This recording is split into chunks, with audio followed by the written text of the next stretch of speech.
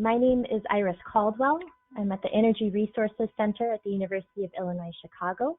We facilitate the Rights of Way as Habitat Working Group to engage energy and transportation organizations on a variety of habitat conservation work, but most particularly over the last several years, really focused on pollinator habitat. And the Energy Resources Center at UAC has been at the center of coordinating the development of the CCAA agreement that we're talking about today. Also joining me today is Dan Salas from Cardno, who has been the technical lead in the development of the CCAA. And then also Phil Delphey from the U.S. Fish and Wildlife Service, who's worked with us really closely, particularly during the final approval of the agreement to address a variety of federal compliance requirements. So the three of us will be trading on and off throughout today's presentation, so you'll have a chance to hear from all of us. Before we get started, I'm going to review just a couple of logistics items. All of you are on mute, so if you have any sort of technical issues, please use the chat box in the GoToWebinar platform, and we'll respond to you as best we can. You can also use that same chat function to submit any questions or comments that you have for us. And we've built some time at the end of the presentation today for questions and discussion. But please feel free to submit any questions, again, comments that you have throughout the webinar today. We're going to be recording today's webinar, and we'll post a recording of that webinar to the Rights of Way as Habitat Working Group's website over the next week or so. You can enter this direct URL address that's on the slide to find both this recording as well as all past webinars related to the CCAA. Alternatively, if you go to the main Rights of Way as Habitat Working Group webpage, you can also click Monarch CCAA at the top menu bar. That will also bring you to a dedicated webpage with everything you might need to know about the Monarch CCAA, including a link to the Monarch CCAA webinars page. So I encourage you to visit that site for more information. This webinar also builds upon another general overview webinar that we did last May that covered a variety of the CCAA fundamentals, application and enrollment considerations, the calculation of the administrative fee, and a variety of cost benefits for participating in the agreement. So today's webinar is really going to build upon that past webinar. We'll provide a number of updates to the information based on the final agreement, but many of the other basics that I mentioned will remain the same. So I encourage you to check out that other earlier webinar if you have additional questions or would like additional details on some of the basics of the agreement, the administrative fee, cost benefits of participation, and so forth. So with that in mind, let's turn to our topics for today. So we're really going to focus again on kind of what's changed, what's new, what do you need to know going forward with this agreement. I'll start with a brief overview of the CCAA and why its timing is especially important now in the context of everything that's going on with the Monarch Butterfly. Then Dan is going to highlight a number of the key CCAA fundamentals and again what's specifically changed since the CCAA was published in the Federal Register last year. Then Dan and Phil will talk about the enrollment process and what's needed in order to meet the variety of application and implementation requirements. And then we'll end with a summary of next steps, the timeline, and essentially where to go from here. So that's our outline for today. So to begin with, again, kind of the context of how it is that we've arrived to this point. The CCAA really emerged at a critical juncture in our conversations with energy companies and transportation agencies who wanted to help the Monarch Butterfly, but also faced regulatory uncertainty in the face of a potential listing of the Monarch Butterfly.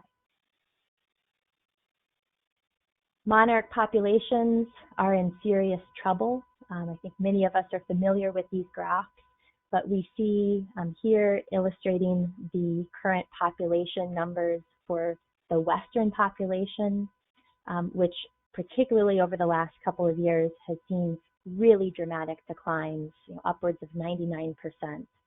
And so there's a lot of concern around what can be done to really assist this monarch population in the West that finds itself in this really perilous situation. In the East, we've also seen very dramatic declines. The eastern population of monarchs overwinters in Mexico. This graph illustrates, again, the variability that we've seen in that population over the last several decades. And again, some really low points, particularly in the overwintering years in 2013, 2014, and 2015. And again, I think while even though we've seen some improvements in the population in the last couple of years, there's still a lot of questions and concerns around how resilient the eastern population is against weather events, climate change, or other threats that may be facing monarchs.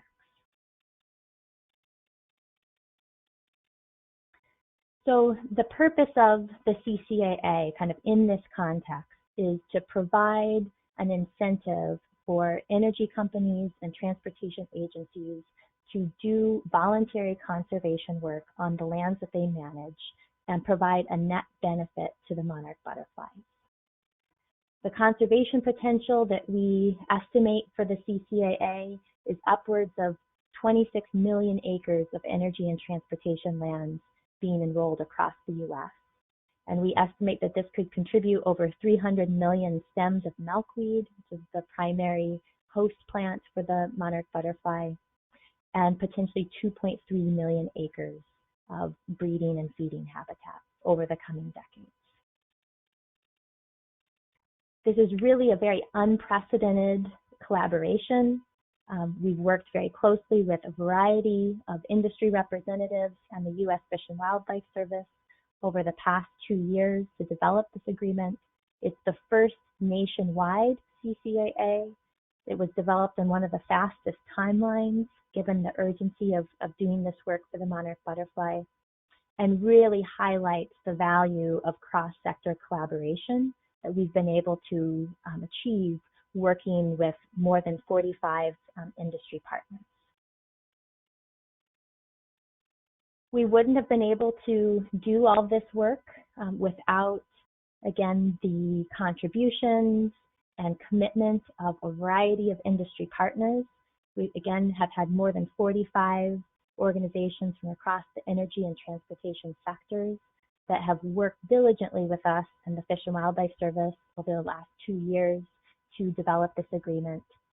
Roughly half state departments of transportation and half electric and gas utilities. So it's truly been a collaborative cross-sector effort to develop this agreement. In the context of the listing decision that the Fish and Wildlife Service is in the process of working through, there was a postponement of that listing decision last year. So the new expected decision date is December 15th of this year. The service is explicitly evaluating conservation efforts that have been ongoing over the past several years, and that process will wrap up this summer as they prepare their recommendation for the listing decision. Many of you have probably heard of the Fish and Wildlife Service's Monarch Conservation Database, which is one of the primary mechanisms that the Fish and Wildlife Service is using to evaluate those conservation efforts that are ongoing. And the deadline for having those conservation efforts considered by the service as part of their listing decision is May 31st of this year. So the CCAA and all of the commitments and work that energy transportation organizations are doing to benefit the monarch really needs to be kind of established to be counted towards this, again, listing decision. So any commitments we can make as part of the CCAA now will be really important in potentially influencing that determination. There's a variety of values that the CCAA can provide regardless of what that listing decision is in December. So in the event that the Fish and Wildlife Service decides to list the monarch as either threatened or endangered, the CCAA provides really valuable regulatory assurance and incidental take coverage that provides regulatory certainty, but also operational flexibility for energy companies and transportation agencies to do the work that they need to do to keep the lights on, to keep the roads clear and operational. But at the same time, really utilizing these lands that they're already managing in ways that can create benefits for the monarch butterfly in a way that, again, can support the population.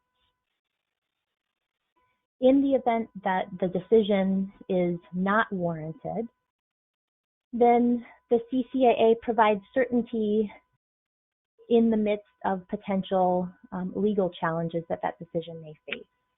So it's important to think about the CCAA really as kind of this insurance policy that as that decision may be challenged or as future listing decisions may come to be considered, that the CCAA provides that continued certainty that you can continue operations as they are and have that demonstrated net benefit to the monarch butterfly. Another potential scenario is that the decision or recommendation would be warranted but precluded. And in this case, much like the scenario I previously mentioned, the CCAA really provides that continued certainty and consistency throughout, again, a potential challenge or uncertainty about what the future may hold for a future listing decision. So again, I think having that consistency and certainty in the face of potential changing regulations or situations where the monarch may kind of hop on and off the endangered species list, as we've seen with other species, the CCAA again provides consistency throughout those potential scenarios. So with that, I'm going to turn things to Dan to really dive into, again, some of the specifics with the CCAA in its current form. Again, as we've gone through the public comment period, addressed those concerns, and are now at the final approval stage. So Dan, off to you. Great. Thanks, Iris. And thanks, everybody, for joining us today, taking time out to learn about the CCAA and where we stand in its status and how to enroll in it. So I wanted to take some time here as we get into the details to talk a little bit about what's new with the CCAA. And I guess new is relative, but relative to when the CCAA was out for public review and comment in the Federal Register in spring of last year. We've had several months since that comment period closed, since the service has been reviewing the agreement, and there's been several updates that have come out of that we wanted to share here today as you're thinking about enrollment.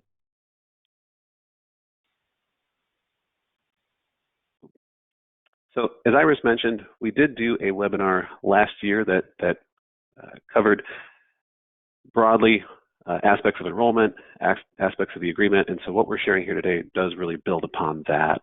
So if you haven't watched that webinar, I encourage you to go to UIC's website and check that out.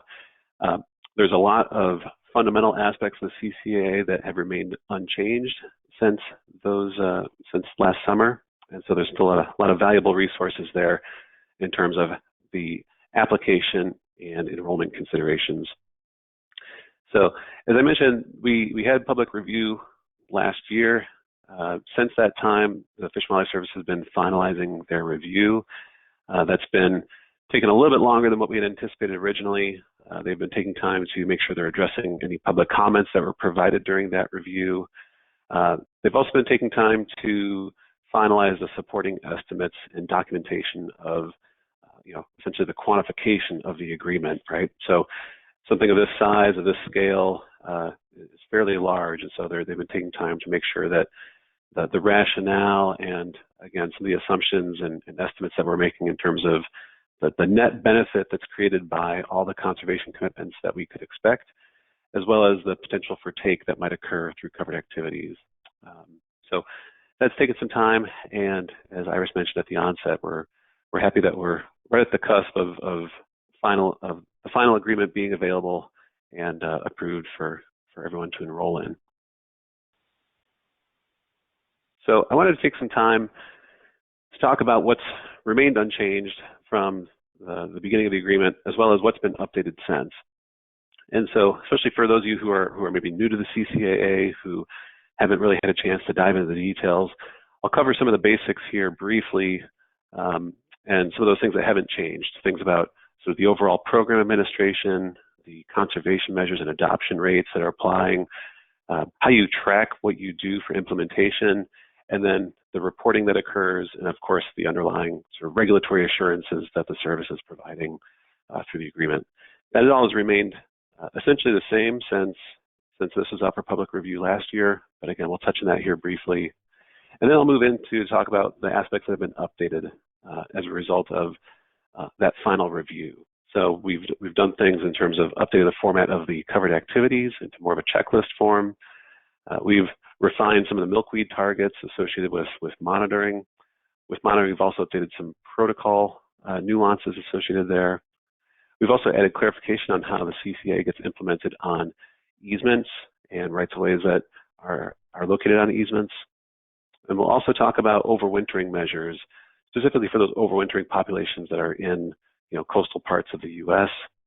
And then talk a little bit about clarification of federal law compliance with implementation.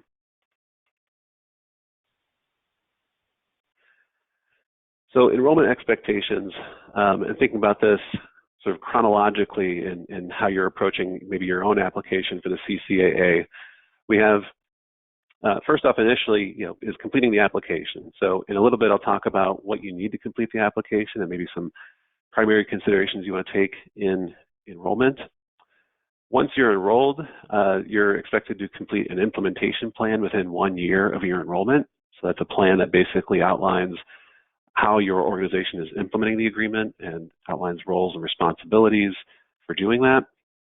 And then, of course, initially there's the initial application and administrative fee that gets paid to support UIC as the program manager for the CCAA.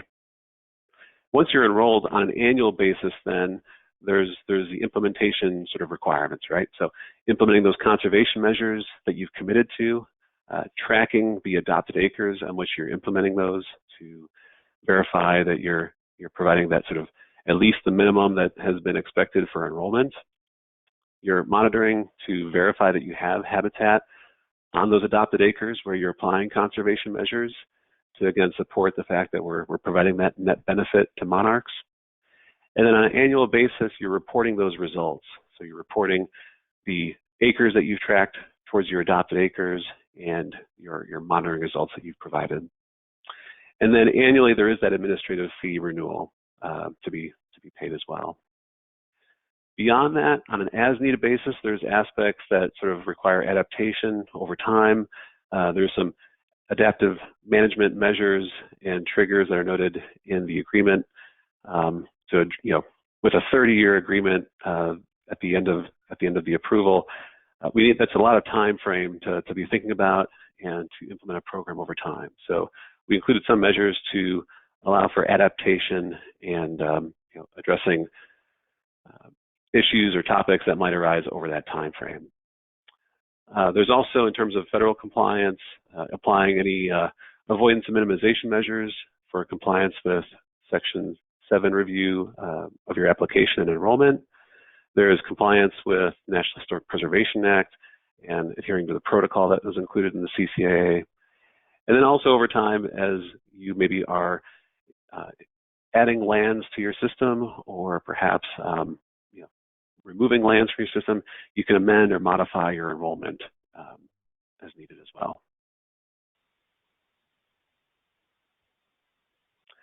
So we talk about those conservation measures and implementing, sort of what's at the core of what we're trying to implement with the CCAA are these types of actions. So these are outlined in Section 6 of the CCAA, where we talk about, what are the types of actions that you have to do on those adopted acres to benefit monarchs. And for those of you working on rights-of-ways already, on energy and transportation lands, these are likely tools that you might already be using or you've considered using. Things like adjusting your mowing timing, using targeted herbicide treatments, installing native plants or seeds, especially as part of post-construction restoration activities, removing brush or forestry mowing to provide clearance, more open habitat.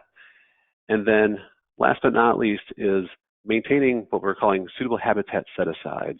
Within the context of the CCAA, these are essentially lands that you manage that are essentially idle or undisturbed in any given growing season. So these are lands that might be between vegetation management cycles or lands that have been managed maybe in the previous year that have no other construction or maintenance activities. They're simply lands that are out there providing habitat without any other type of disturbance. So the CCAA recognizes the fact that these lands that we have that are buffer lands, that are rights-of-ways, that are undisturbed, are just out there providing habitat. And so the combination of all these conservation measures are what we're asking in terms of enrollment to commit to implementing towards those adopted acres targets.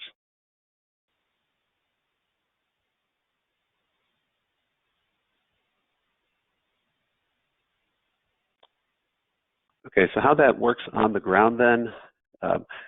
So with the adoption rates that are included in the agreement, you're committing to taking a subset of the system that you're enrolling and implementing that beneficial vegetation management. So those practices we just talked about on that previous slide. Often that happens within the context of routine vegetation management, although sometimes that can also happen, again, post-construction projects when you're having to do oftentimes revegetation work as part of soil and erosion control permits or other best practices. We're encouraging the use of native species that can provide long-term habitat for monarchs as a result of those activities. Beyond that subset that you're doing those conservation measures is, basically business as usual. You're maintaining your operations and maintenance as covered activities on the remainder of your system. And that's where the regulatory assurances can be really beneficial, because if we're faced with, as Iris mentioned, a potential for listing or just that uncertainty in the future, what those assurances provide are predictability. They provide certainty that you can continue to operate as you've intended with minimal disruption. So those assurances themselves, they are essentially what the service is providing in acknowledgement of the voluntary conservation that's coming through the partners that are enrolled in the CCAA.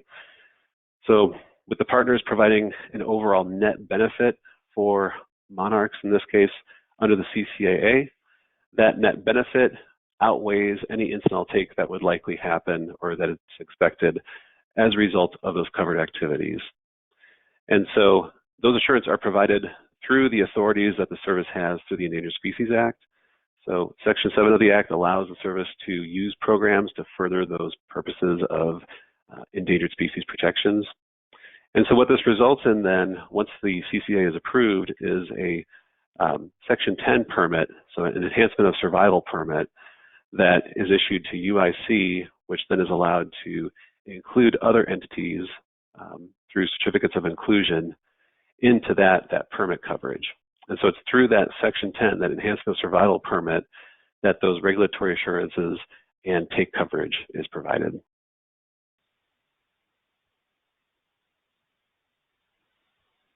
So if you're interested again on more information about implementation, tracking and reporting, the sort of nuts and bolts, if you will, in terms of how to implement the CCAA, I encourage you to check out UIC's website, specifically the page that has different webinars on the Monarch CCAA. It's where we compiled the How to Enroll webinar, as well as others.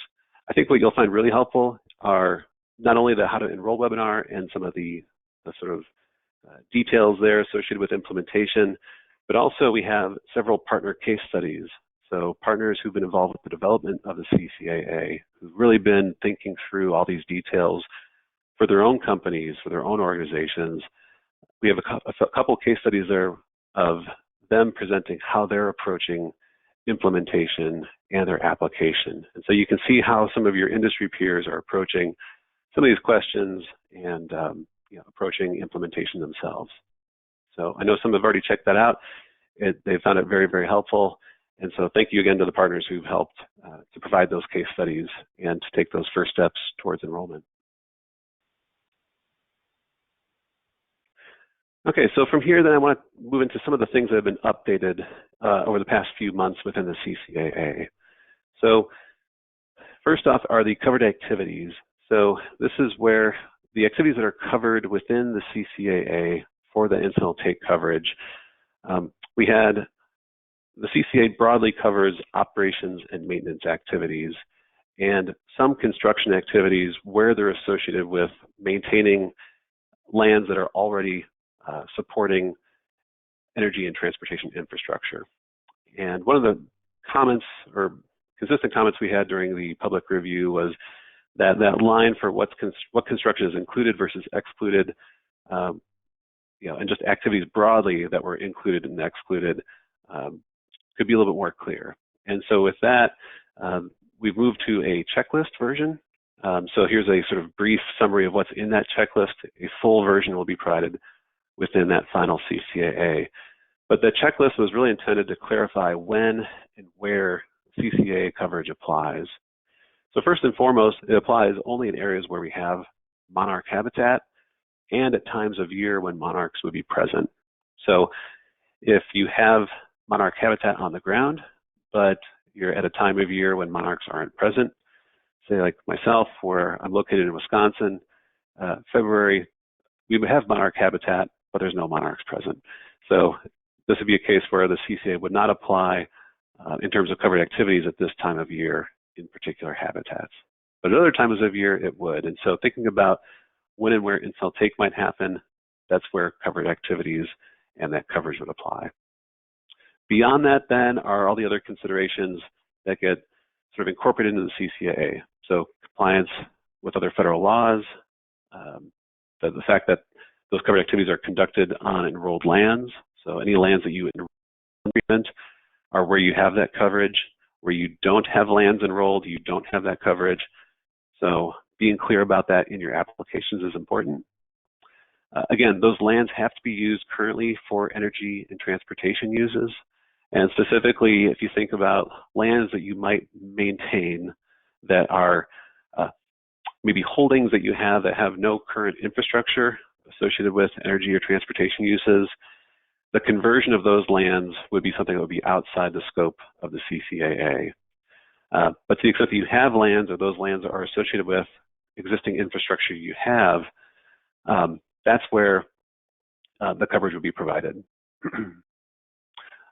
Other aspects and requirements of covered activities is that they're avoiding take of other federal listed species, that you're avoiding impacts to historic resources, and that broadly you're in compliance with all the other CCAA requirements.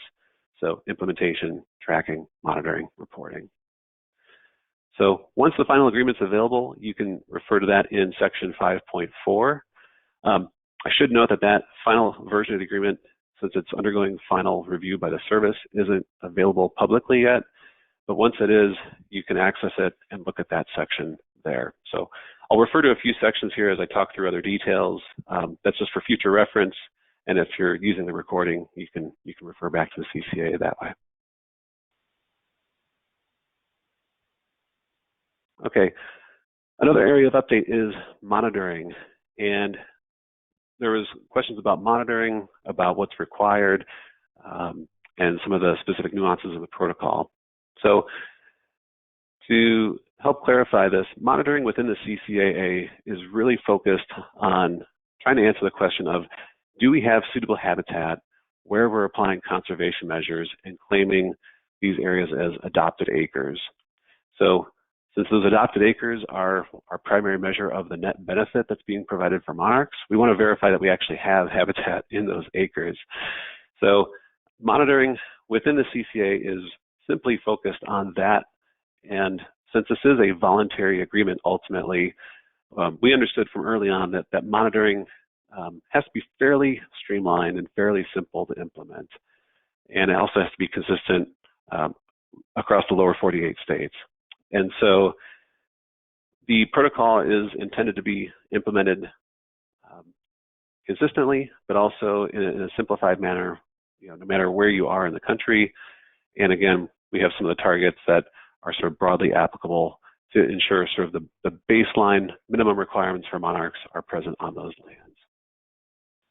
Broadly speaking, that protocol involves randomly distributing sample plot locations. So essentially think about it as when you're in the office, selecting where you're going to go out and sample those points randomly across that network of enrolled lands, and specifically across that network of adopted acres that you're providing.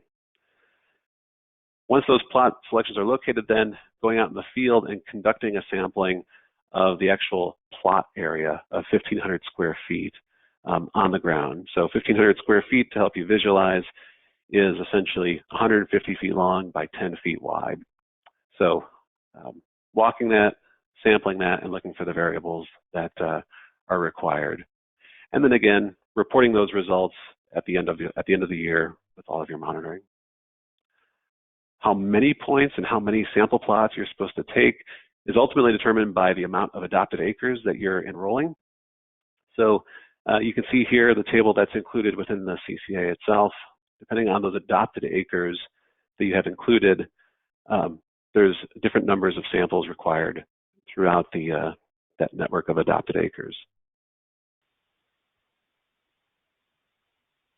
So what's required then? What are you looking for in monitoring? It comes down to two baseline variables required. One is whether or not milkweed is present, and we pose that as the question of, are there numerous milkweed plants present within that sample plot, within that 1,500 square feet? And the other half of this is also the nectar resources. So is there more than 10% cover of nectar plants present within that same sample plot area? It's a simple yes/no question for both of those. So if you have one or the other within your sample plot, then that's, for the purposes of the CCAA compliance, considered to be the baseline habitat requirements needed. Beyond that, we're asking for optional data sets that you can provide sort of when and where you have that ability.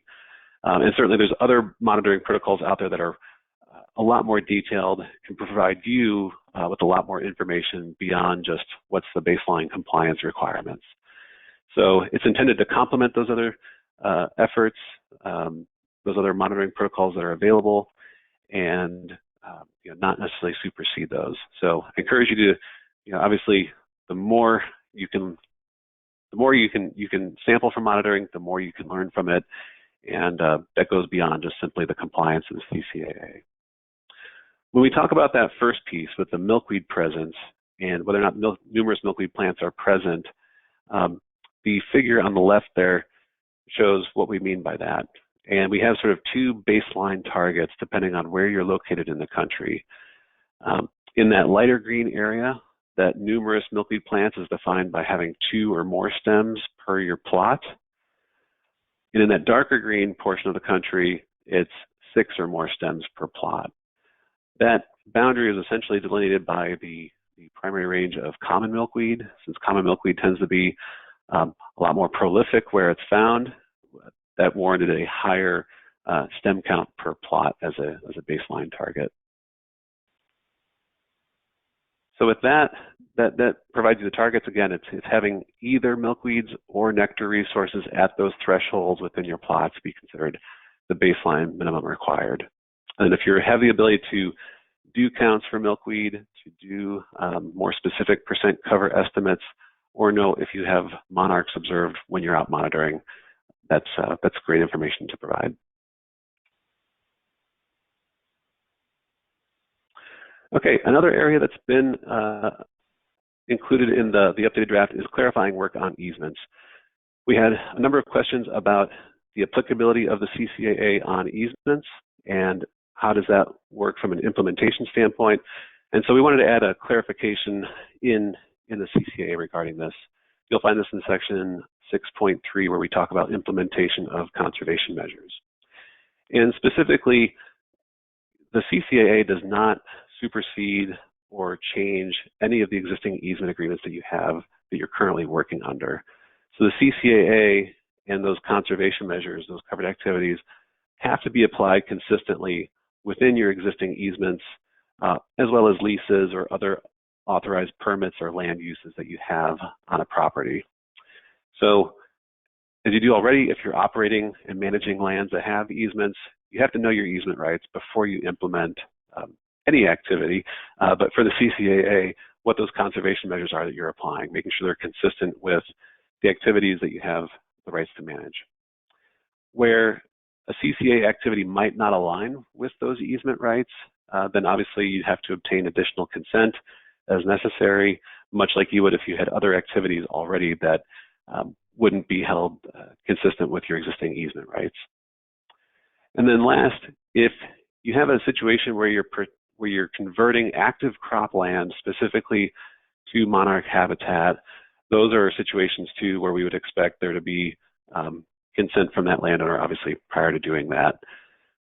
So if you have like a specific habitat project where you're going to go out and restore acres of habitat from something that was previously cropped, there'd be an expectation there, obviously, that you'd have landowners consent to do that. So again, to clarify this, working on easements really comes down to applying the CCAA within the legal framework that you already have on your existing easements, leases, and other authorized land uses.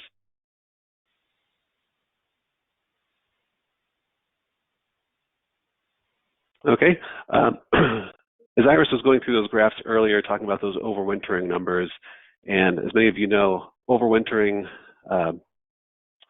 locations for monarchs is a really critical piece of their biology and really critical to their survival. So because the CCA is confined to the United States, there's no overwinter measures obviously that apply in Mexico, but for those coastal populations that occur primarily along the California coast, as well as a few isolated populations that occur for the eastern population in the Carolinas and Georgia, there is a series of required overwintering measures within 1 mile of those known aggregation sites. So as we show here from Xerces Western Monarch mapper, there's known locations where overwintering monarchs are known to populate. And so we obviously really want to protect those. The loss of those overwintering sites has been really, really detrimental, especially to those Western monarchs. And so we want to preserve not only those overwintering sites, but also a buffer area around them that can provide that seasonal nectar plant resource for those monarchs. And so you'll see a series of overwintering measures specifically to be applied within that 1 mile of those known sites. So that only applies to a very small portion of the country, but to the extent that you're operating in those areas, that's an important consideration and an important need for monarchs.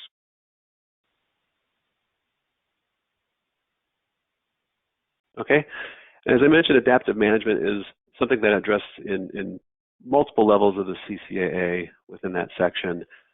One area that we specifically updated was in results of the monitoring outcomes from those plot monitoring points that you're taking as part of the CCA enrollment. So in the event that you go out and sample plots and you have a certain number that don't have, that basically don't verify habitat, they have neither milkweed nor nectar plants, what happens then? And this is, again, really intended to be sort of an adaptive management in terms of implementation and the overall administration of the CCAA. So that, as we're planning work in the CCAA and then we get into implementation, if we monitor it and find things are occurring differently, why is that? We want to learn from that. We want you to learn from that and to adapt over time as needed to address anything that's needed to ensure we're having that net benefit for monarchs. So specifically, if you're only doing the required monitoring, that bare minimum, verifying whether or not you have the milkweed thresholds or the 10% or more nectar plants, if you don't have either of those variables within more than 10% of your plots, that would trigger a review, a chance for you and the program administrator to look through your monitoring results and see, was that just sampling error? Was it an issue with the conservation measures, maybe not producing the benefits that we would expect on the habitat?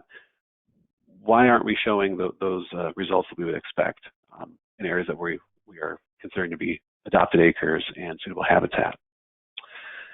If you're collecting optional data, so if you're collecting more detailed information that you can get more out of in terms of knowing what those responses are, you can actually use some of the confidence intervals from the actual numbers that you have to make sure that you're above the threshold required within the adaptive management section. So collecting more data allows you to have a little bit more flexibility in terms of, again, demonstrating you have habitat and avoiding getting into an adaptive management trigger where you have to look at your plots and see what's why you might not be meeting those targets. We think in most cases that won't even be an issue, that where you're applying those conservation measures, you'll be able to have milkweed or nectar plants. But again, we wanted to include something that allows us to learn from situations where we might not be meeting that full expected benefit. Okay.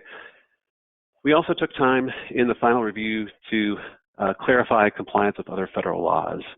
And specifically, within the CCAA, the policy requires that when you're enrolled in the CCAA, you're adhering to all other federal laws and policies. And so within the CCAA, the two primary laws that are considered there within the context of implementation are Section 7 of the Endangered Species Act and the National Historic Preservation Act. And so for Section 7 and Endangered Species Act compliance, we broadly are assuming that we're avoiding take to federal listed fish and wildlife species unless it's already been approved by other consultations or permits. So if you have something like a habitat conservation plan for other species, that would cover you there.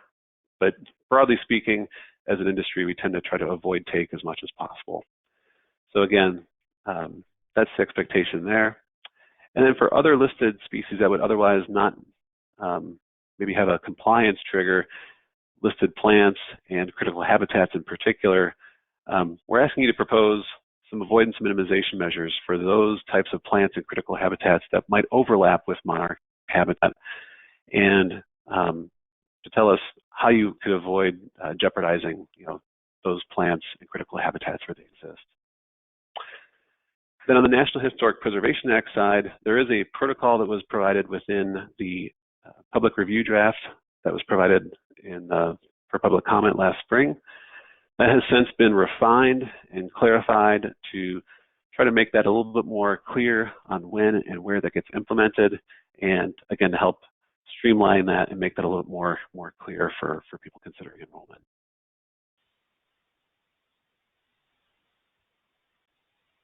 Okay, so next I'll talk a little bit about how to enroll itself and what's included there. So as you're thinking about applying and enrolling in the agreement, what's included in your application, what you have to think about. It really comes down to 4 primary steps. First is what we're doing here, and hopefully what you're doing on your own is reviewing those CCAA requirements and how that applies to your system. Assessing your system to think about what you're enrolling, what your adopted acre commitments are. Then conducting some pre-application outreach to not only people within your own organizations, but to UIC. And then last but not least, preparing your application and getting that submitted. So reviewing the agreement, we've talked about some of these aspects here already, but you want to take time to review that final agreement once it's available. Look through some of the sections that are involving specifically some of those implementation aspects. Think about how that applies to your organization and making sure that you can achieve all those compliance requirements that are needed as part of those voluntary commitments in the CCAA. So if you have that public review draft that's available, again, much of that is still the same, and you can look at that to start getting an idea of what those requirements are if you haven't already. Assessing your system, so estimating enrolled lands, that's something that you want to take time to look at. Again, looking at those adoption rates by different sectors and types of lands. You want to estimate how much land, how much acreage you have within each of those sort of applicable rates. That can be done either through mapping that you already have on file, or that can also be done through simple estimation, knowing the length of your system times your typical sort of easement or right-of-way width, and calculating it that way like we show in this example here. Once you know your enrolled lands, then again, you apply those adoption rates that are provided across each of those energy and transportation sectors. And of course, those range depending on what type of sector you're operating in. And those ranges are really determined by the fact that there's different conservation potential across each of these different networks of lands. There's different lands available, tools available, and so that's reflected in those varying rate estimates. So to take the enrolled lands estimates that we had from that previous slide and applying then the adoption rates broadly to each of those categories, that then provides you the adopted acres target that you see here. And that becomes that commitment that you need to implement conservation measures on those lands. So we often get asked, as people have been looking at enrolling in the CCAA, how much land should we enroll and where should I enroll that land? And so as you look at that, I encourage you to think about a few things here. First off is think about those lands that are under your management control. So again, lands that you own, that you have leases or easements on that allow you some control of, again, primarily vegetation, since that's what's associated with those requirements of the CCAA.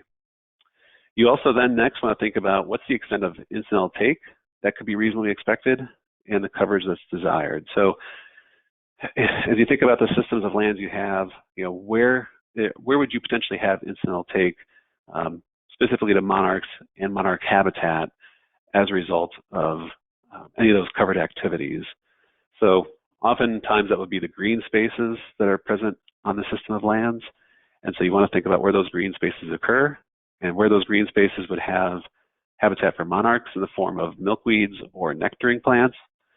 And those are the types of lands you want to include. So areas that are highly developed, that are pavement, those are the types of things that you would typically want to think about maybe not enrolling because those would be areas that would be devoid of habitat and likely have a lower likelihood of take in that case.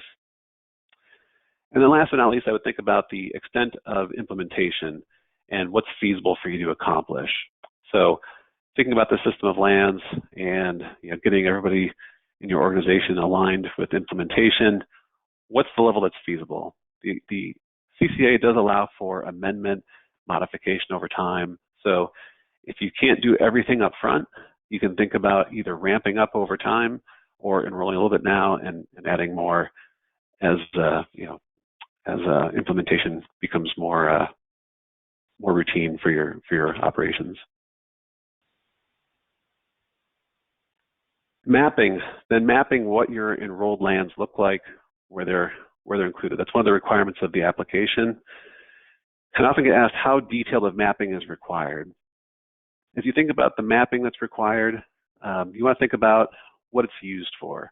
So it's used primarily, one, to confirm what the areas that you have that are enrolled, to define the extent of where you are looking for that incidental take coverage, and then also in terms of Section 7 compliance, thinking about where there's potential for overlap with federal listed plants or critical habitats. So we don't need every parcel mapped out. We don't need every easement width mapped out. Something that's system-wide, like we show, just in a highway map like we show here, is often sufficient for most partners. So having a high-scale map that shows the locations and the types of lands enrolled is important. And I think it's also important to think about that mapping can be supplemented by the narrative descriptions that you're providing in your application. So you can talk about the extent of interstate systems and how wide those are, where those are located. If you're working on the energy side, you can talk about that you're enrolling substations of a certain size or in certain parts of your system. Things like that help clarify when and where the agreement applies. Then, as I mentioned, you'll want to get into pre-application outreach. So that's a combination of both internally your organization, talking with the different teams that would be involved with implementation. Those are often the executive management team, the environmental team, as well as the vegetation management team within your organization, to make sure everybody's on the same page in terms of the expectations and enrollment. On the other hand, then there's also the external coordination. So reaching out to UIC to let them know that you're interested in applications, to verify that you're thinking through all the requirements and the enrollment needs. This is also time too, if you're thinking about partnering with other external partners for implementation or any aspects of the agreement, this is a good chance to reach out to them as well. We do have some resources on UIC's website in the form of talking points that can help you to facilitate those conversations and help to hone the message of CCAA compliance. So the application itself has a number of pieces. It has description of your enrolled lands, like we talked about. That's a combination of both the mapping as well as the narrative description that's provided. And then from that, you also want to provide the calculation that you have of your adopted acres. There's a calculator that's nested within the application itself, which is intended to help you with that. Although you are welcome to provide your own calculation method that you have, just provide what that is, how you achieve those numbers, so UIC can confirm that during the review.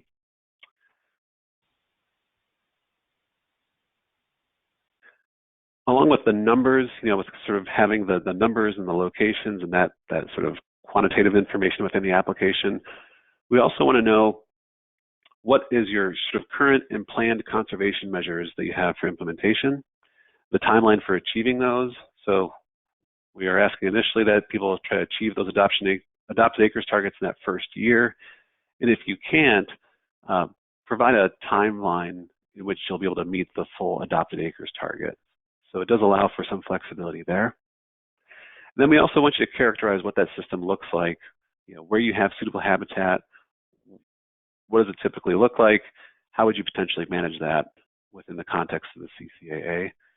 And then with that, if there's any constraints that would limit what you can do, whether that's legal constraints, whether there's just land use constraints, things like that that might prevent your ability to implement aspects of the CCAA.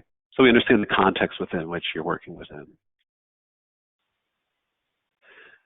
There's a conservation measure table where you can identify what conservation measures you intend to implement. And we also ask that you sort of clarify sort of pre and post enrollment, how those might change for your organization. You're not required to necessarily show an increase in particular measures, but we really just want to know, are these things that you're already implementing as an organization, and which ones might be new to you, which ones might be more of a lift. This is helpful for UIC, for the service to understand, as an enrolled partner, how much of a change is this for you? How much of a lift is it for your organization to make some of these changes on things? And it helps us to tell the story about conservation on rights of ways and what actions people are taking to benefit monarchs. Then last in the application, there's acknowledgments. So acknowledging, of course, that you're complying with all the terms of the agreement, that you'll provide that implementation plan within 1 year, that you'll allow the program administrator to share some of the habitat and monitoring data programmatically. Again, that would exclude any sort of business or sensitive confidential information that you've specified. And that also you're acknowledging that you're responsible for your own compliance in terms of state, federal laws as it revolves around implementation. So you are ultimately signing an agreement with the University of Illinois Chicago, which extends the coverage of that permit. So this is acknowledging some of those commitments and permit requirements. And then also with the applications, and I'll turn this over to Phil here shortly, is that Section 7 compliance piece. This is probably the most detailed part. After you've determined your acreages and your numbers, this is our part that requires a little bit of research and some input on in terms of how you're taking measures to avoid avoid jeopardy to listed plants and critical habitats. So for that, I'll turn it over to Phil. Phil can talk a little bit more about the services expectations there, and then how the service will help review with application review once that's provided. So Phil, can you take it from here? Yeah, thanks, Dan.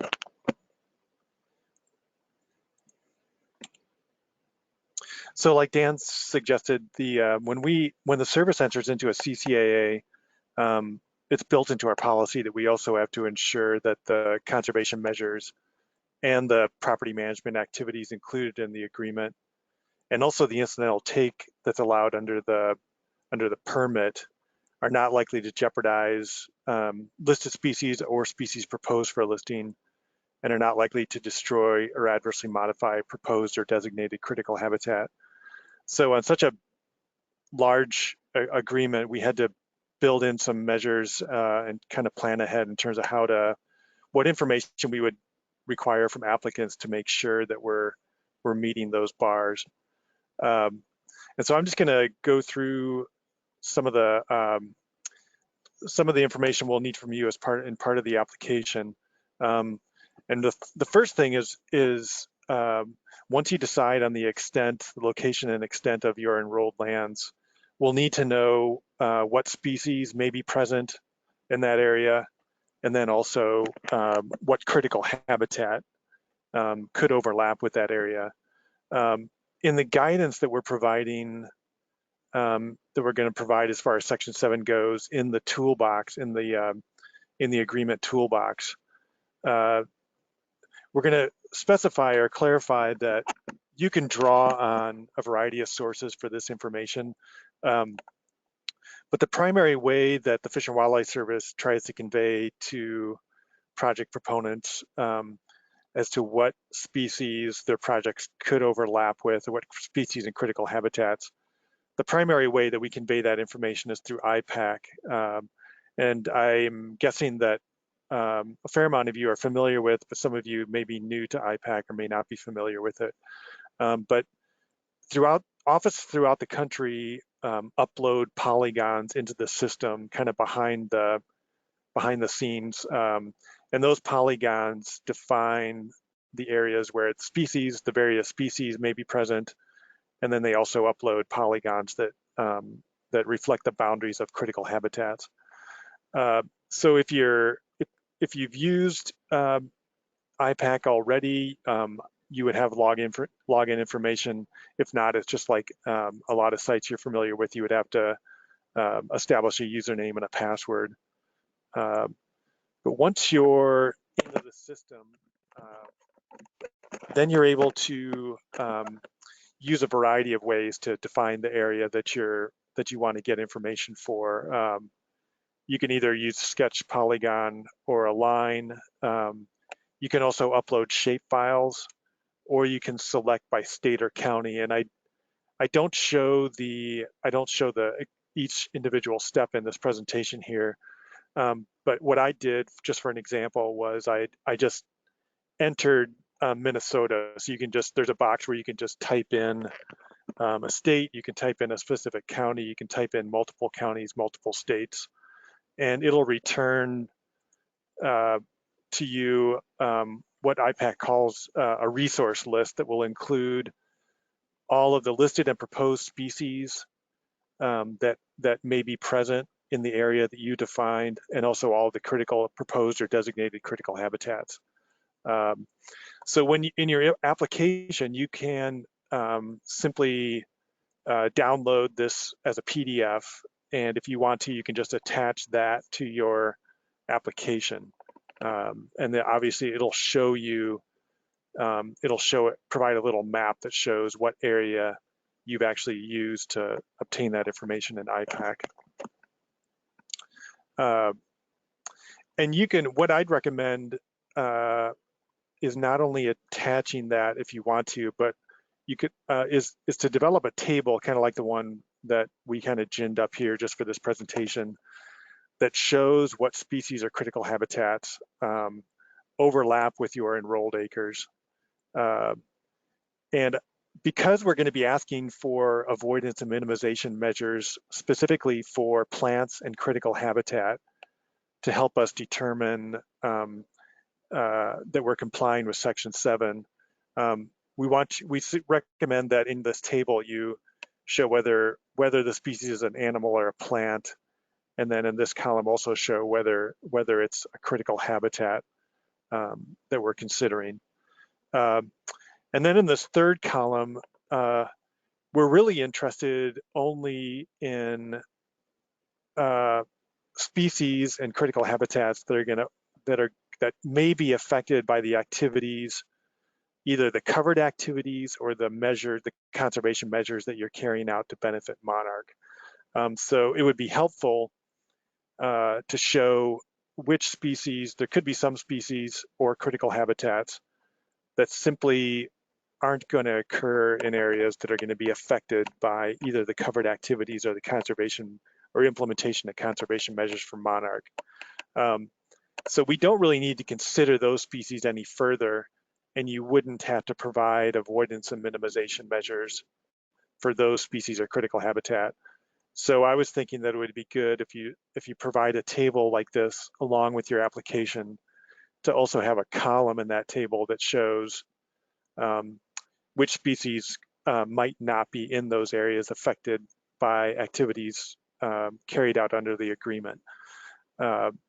It would also be good in these cases to at least provide a brief explanation. There might be another column in the table, maybe that says comments or something, that where you provide a brief, and it can be brief, but just explain why you don't think those species are going to overlap with areas that would be affected by activities carried out under the agreement.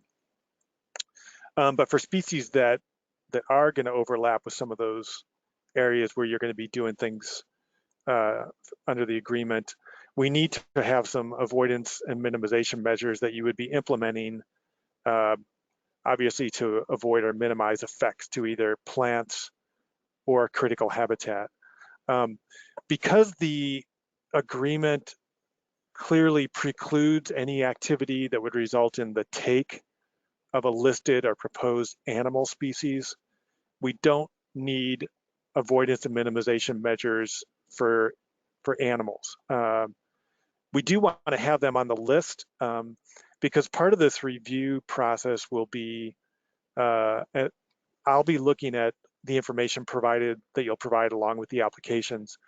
I sit in a regional office in Minneapolis, St. Paul, Twin Cities, but I'll be reaching out to other regions and also field offices throughout the country to convey to them what areas are being proposed for enrollment in the CCAA.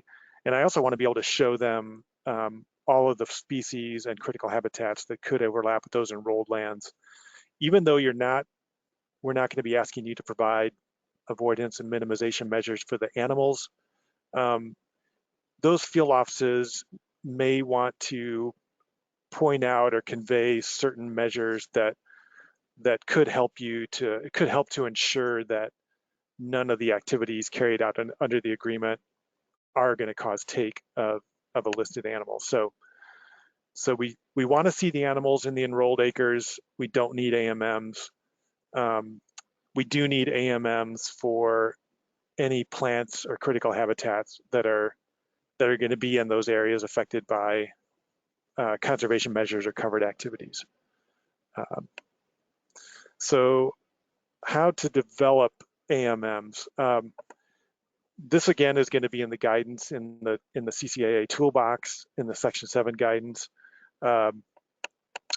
One way is to go directly to Fish and Wildlife Service field offices, and this website here is a way to find out to get contact information for relevant field offices for specific geographic areas. Also, when you download that PDF, the IPAC resource list, in many cases, field offices have uploaded what we refer to as species guidelines. Those species guidelines include what we call project design guidelines that could also contain avoidance and minimization measures that you can use and apply and include in your permits. So look closely at the output provided by IPAC, because for many species it'll provide you with these species guidelines. Another excellent source of information, you can look I think this website here also provides like field office websites. A lot of times field offices will put conservation measures for certain species on their field office websites, or like I said, you can go directly to the field office. Another excellent source of information are these 5-year reviews that we write on our listed species. Under the ESA, we're supposed to review the status of species each year, every 5 years. And if you go to, I show in this slide, one of our systems online is this environmental conservation online system called ECOS. And in that system, you can find species profiles for all of our listed species. And when I'm looking for a species profile for a species, I typically just enter the name of the species, and then I just type species profile. And a lot of times the first thing that pops up is a link to that species profile. Or you can just go to the ECOS page. I would just, if you want to search for it, just type in FWS ECOS or Fish and Wildlife Service ECOS, and go right to our ECOS page and type in the name of a species. There are multiple ways to get to these species profiles. This screenshot on this slide shows that you can then, there's links in that species profile where you can see things like the range. But to see if there's been a recent 5-year review written for the species, you would click on this recovery link here, and it'll take you down and show you, and also provide a link to, you can see, and then go to the latest 5-year review. And that can provide you with really a wealth of information to develop AMMs. I went in and just kind of checked this out for a species that I had not had a lot of firsthand experience with in my career, and that's Eastern Prairie Fringed Orchid. I went through the latest 5-year review, and I was able to develop a fair number of really what I thought would be really useful AMMs that would really help us to understand how implementation of either the covered activities or the conservation measures would be done in a way that would ensure that we're not jeopardizing that species. And so when we get your application from UIC, you're going to submit it to UIC. UIC will forward it to us. We're going to be looking really closely at the Section 7, the species list, which species you've decided may or may not be in areas where you're going to be carrying out activities under the agreement. And then for those species that are the plants and the plants and the critical habitat, we'll be reviewing your AMMs to decide whether they're sufficient to ensure that we're avoiding jeopardizing any of those species or destroying or adversely modifying any critical habitat. And I expect, like I said, to reach out to other regions, other field offices to help me to make sure that those AMMs are sufficient. And I expect it to be, at least in some cases, kind of an iterative process where we're coordinating with you directly. Maybe there's going to be a 3-way coordination between you as the applicant and myself, and maybe field offices in other parts of the country, to kind of work to make sure and revise AMMs to get them to the point where they're sufficient to ensure our compliance with Section 7. So if you have any questions about that, either before or after you submit your application, feel free to contact me directly, and I'll help you out with that. I think I'm ready to turn that. Oops, sorry, I went too far ahead. I think I'm ready to turn this back over to you, Iris. Okay, excellent. Thank you so much, Phil.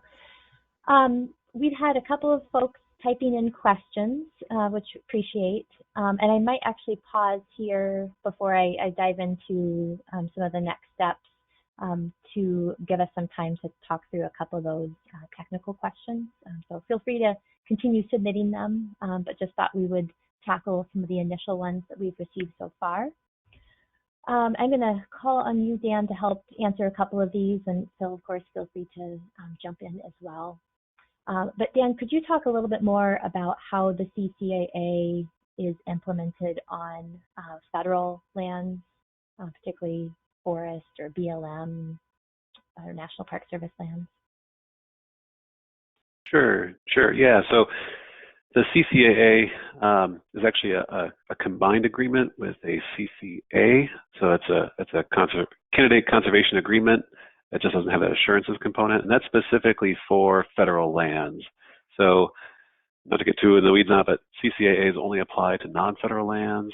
So that CCA component is the piece that would apply on federal lands. So implementation, tracking, all those things, the covered activities, all would apply in the same way on federal lands as they would on non-federal lands. The only thing is that those assurances aren't available for federal lands, so you still have to do coordination with those land managing agencies. Notify them of your involvement in the CCAA, and that also allows you to kind of coordinate with them on, any other potential monarch conservation efforts they might have on those lands. We obviously would like the CCAA to align with those efforts at the same time. So broadly speaking, the agreement is applied the same both on federal and non-federal lands, but you still have to coordinate with that local land managing agency. Okay, great. And speaking of coordination, we had a question about potential overlap, say, between a roadside or DOT right-of-way and a utility corridor that may be within that roadside. Can you talk a little bit about how we handle overlapping areas or coordination that may be required there? Yeah, good question. So yes, many of these rights of ways and lands that we all manage do overlap in some locations. And so oftentimes you'll have a transmission line or a distribution line that overlaps along a highway roadside.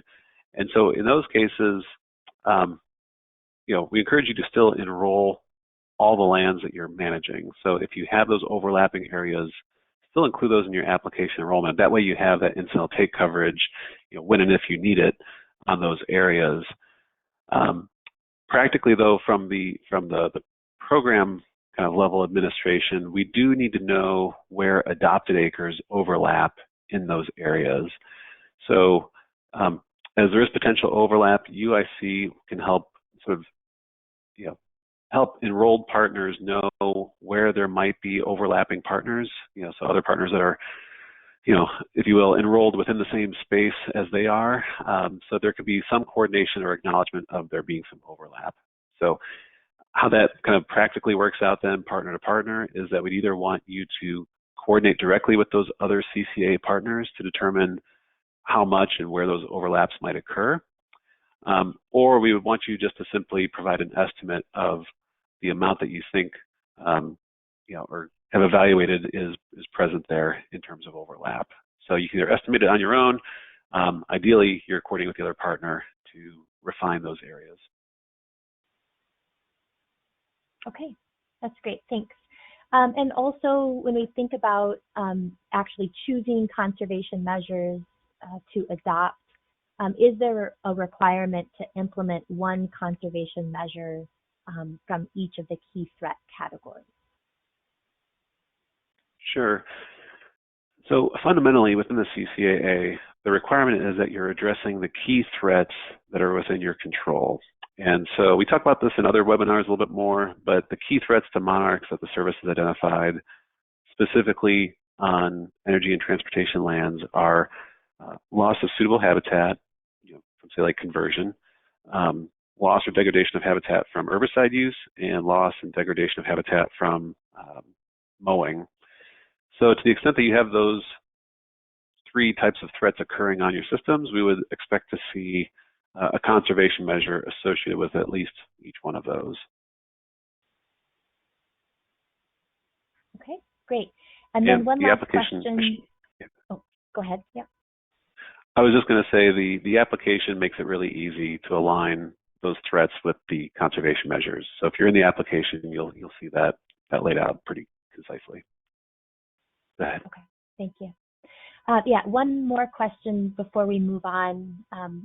Several of you have submitted other questions, but I think we'll tackle those when we get into some of the resources that are available.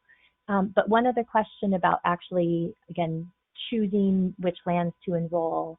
Can you talk a little bit more about how potentially other lands managed by energy companies or transportation agencies may qualify to be enrolled, even if they don't maybe directly have infrastructure located on them? So one example that was given was like a mining pit, and that might be owned or managed by a transportation agency. Would that qualify to potentially be enrolled in the agreement? Sure, that's a good question. I might lean on you, Phil, to help answer this as well. I think some of that might be context specific.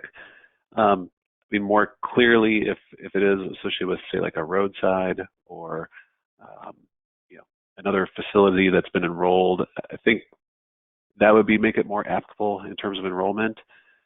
Broadly, I think what we're trying to avoid is having sort of a large naturalized area that is undeveloped, is really just almost like a an extra piece of land that then would be converted. That level of impact really sort of exceeds what's sort of envisioned by the CCAA. So I think there is some context and sort of adjacency to what is sort of a maintained system for energy or transportation uses. Phil, do you have any ways to clarify that? No, I can't really think of another way. I think, yeah, I agree that I don't think I have anything to add to that. Hopefully that helps answer your question. Maybe the one thing I would add, though, is that I think what was envisioned with the CCAA was that potentially a DOT or energy company could, in effect, enroll their entire system. So I think it is meant to be broadly applicable in that way. Right. Yeah, the CCAA does allow for other lands, so staging areas, support facilities, office buildings, and buffering lands, those types of things to be enrolled. So, if it's an active, like you mentioned, like a mining pit, if it's an actively used facility, then I think that would be more likely to be included. If it was something that was, say, just sort of idle and unused for decades, and then once become active or redeveloped into some other use, that would be something that would be outside the scope of the CCAA. So that's where I think context does matter for some of those. It's helpful, sure. Okay, please continue to submit questions. I'm going to move on just to talk about some of the next steps and resources that are available, and then we should have some time to circle back and answer some of these other questions that are coming in. So as we think about, again, what the future holds here in the next month or so, and steps that you all can take to enroll in the agreement or learn more information, I wanted to highlight a couple of items. First is that, of course, there's the opportunity to be a conservation leader here, and we've already acknowledged the contributions of a number of energy companies and transportation agencies that have been really instrumental in helping to develop this agreement and make it really workable, we think, for a variety of energy companies and transportation agencies across the country. Of those organizations that have been involved or have been interested in the CCAA, we currently have about 9 energy companies that have committed to enrolling in the agreement, another 11 state departments of transportation that have committed to enrolling, and then we've been in contact or communication with more than 50 others that have expressed strong interest in enrolling, have started putting together their applications and so forth. So this is certainly, again, we're very excited to see the level of interest in the agreement, and certainly is shaping up, I think, to be a really powerful demonstration of how CCAAs can function in this way and provide this net benefit very proactively ahead of a potential listing. We have a number of opportunities to really incentivize early enrollment in the agreement. If you recall back to my first slides, there's really a strong need to have these commitments captured and documented so the service can consider them as part of their listing decision later this year. And so these early enrollment discounts we have created to specifically incentivize enrollment in the CCAA ahead of that May 31st deadline to capture all of those conservation efforts. So essentially here we have 3 discounts that will apply if you're able to submit your completed application within one of these timeframes. The first discount would be a 20% discount if you have your application in by March 31st. We then have a 10% discount if you have your application in by the end of April, and then a 5% discount if your application is submitted by the end of May. And again, all applications received within these timeframes will be captured and considered by the service in their listing decision. These discounts apply not only to the first year administrative fee, but the subsequent 2 years after that as well. So there is certainly a financial benefit to making that commitment early on. We also have a number of other opportunities and benefits available to organizations that are interested in making these early commitments and supporting the CCAA effort overall. This process of developing the CCAA has been a very collaborative effort. It's been jointly funded by those 45 organizations across the energy and transportation sector.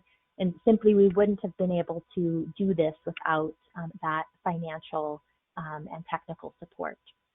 So as we move into this application phase, we call it phase 3 of the development of the CCAA, we will be continuing to do outreach, providing technical assistance and applications and implementation, and can use your help to make sure that we can do this more effectively. Again, really increase the capacity and potential for this CCAA to provide a meaningful impact. And so we're offering a number of benefits to organizations that contribute to what we're calling this phase 3 outreach phase. If you contribute at $5,000 or more, you receive special application preparation support. Your application fee, which is $3,000, will be waived. You get that benefit, kind of cost in kind returned to you. If you contribute at a $10,000 level or more, you actually get very hands-on preparation of your application. So in essence, we will help you prepare your application to submit to UIC and the Fish and Wildlife Service. Again, your application fee would be waived. And then if you're above that $10,000 level, then you get a scaled discount on your first year's administrative fee.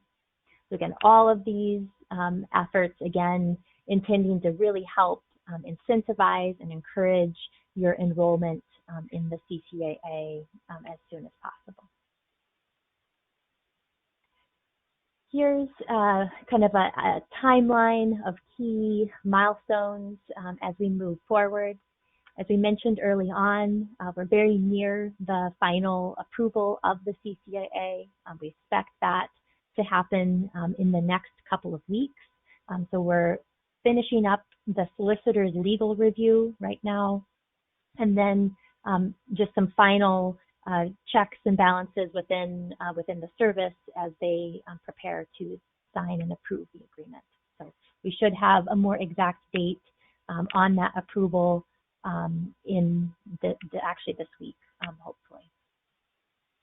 Then begins what we call our formal enrollment phase. We have this early enrollment period between now and May of this year. Certainly we'll continue to accept applications after May and certainly through the listing decision in December of this year. And then after the listing decision, depending on what that listing decision is, if the species is recommended for listing, then we will accept applications up until that effective listing date. If the species is not warranted for listing, then we'll continue to accept applications for the foreseeable future. So that kind of end application date will really depend on what that listing decision is.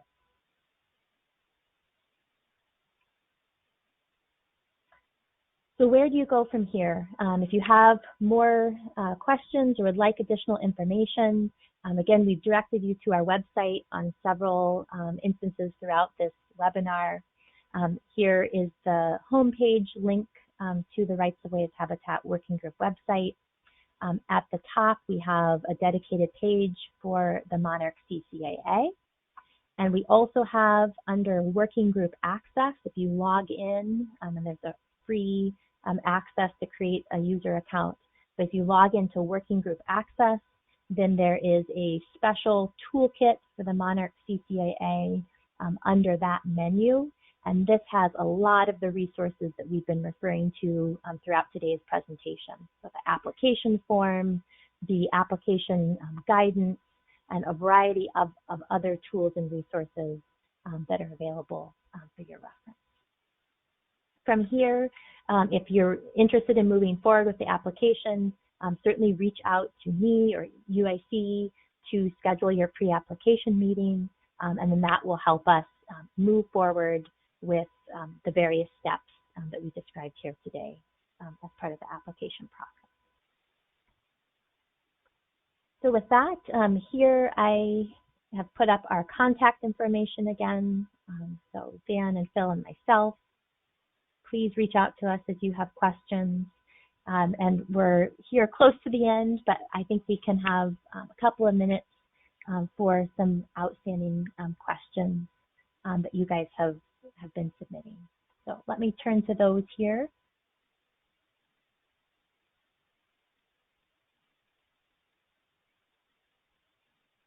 One question is, can the pre-application meetings be done over the phone? And yes, certainly we anticipate that most, if not all, of pre-application meetings will be done by conference call. So that hopefully makes it easier for everyone involved.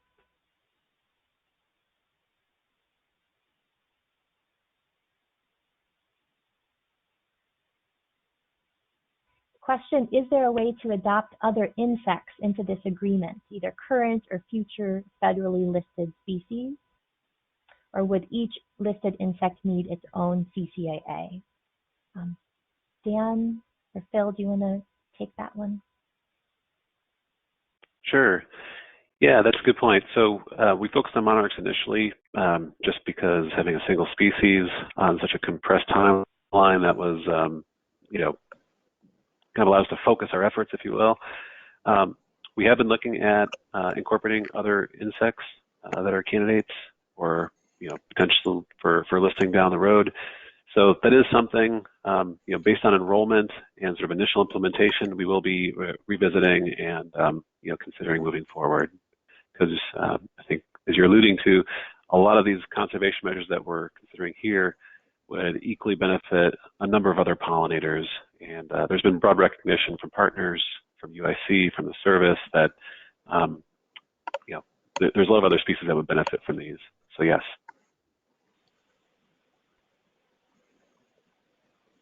We have a question here about Section 106 compliance requirements. This has been an area where we've had a lot of discussion and coordination during these past couple of months as we finalized the agreement. We will be putting some additional guidance for Section 106 compliance into that CCAA toolbox that I mentioned under the Working Group Access on the website. So encourage you to look there for more information, and certainly we'd be happy to discuss more about Section 106 offline. There's a question about whether or not solar farms qualify as energy infrastructure, and they certainly do. So we have several solar companies that have been involved in the development of the CCAA and are planning to enroll their land.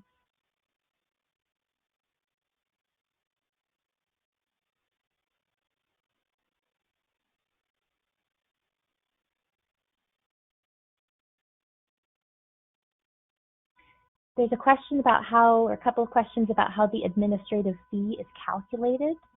That is based essentially on the total adopted acres or the lands at which you're going to be applying conservation measures. Also, if you go to the CCAA toolkit on the website, we have the administrative fee calculator. So it's an Excel spreadsheet that you can download and calculate your fee for the next 5 years as an estimate. And then we also have a more detailed frequently asked questions document about the determination of administrative fees. So that would be a good starting point if you're interested in more information about the administrative fees. A question about how do you indicate your commitment to enroll in the agreement. Simply a letter or email is sufficient to UIC indicating that you are interested and committed to enrolling would suffice for indicating that commitment. Another question about will we capture on our website information about who is enrolled in the CCAA and their locations. And we do envision having a list of enrolled partners on our website as general reference for potential partners and peer organizations and the public to see the extent of participation in the CCAA.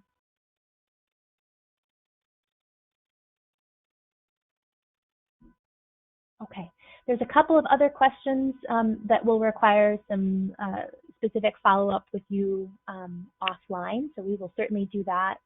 And again, a recording of this webinar will be available on the website, so I encourage you to check back to the Monarch CCAA page for this recording as well as others. And with that, I know we're a couple minutes past time, so want to thank you all for your attention and interest in the CCAA today. I want to thank Dan and Phil for joining me for sharing their experience and expertise and to help answer some of these questions that you all have had. And want to again thank all of our industry partners who've been involved in helping to put together this agreement and support the efforts to date.